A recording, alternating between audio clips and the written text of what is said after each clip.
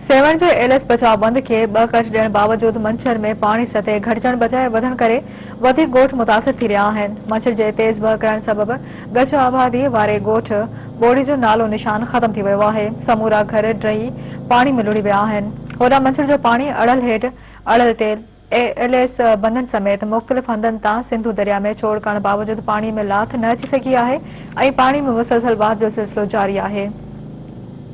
मंछर जो लेवल घटि न थियण करे 10 यूसिन जे ॻोठनि ते पानी जो दबाव बरक़रार आहे। मुतासिरनि ॻोठनि में केतिराई घर मिसारजी विया आहिनि, जंहिं करे सेंवण तालुके जे माण्हुनि जो साहु मुठ में अची वियो आहे। होॾां सभई माण्हू पंहिंजनि घरनि जी हिफ़ाज़त लाइ पानी जे घेरे में आयल ॻोठनि में रहण ते मजबूर थी विया आहिनि। वटनि खाद खुराक जो सामान पिणु खुटी वियो आहे।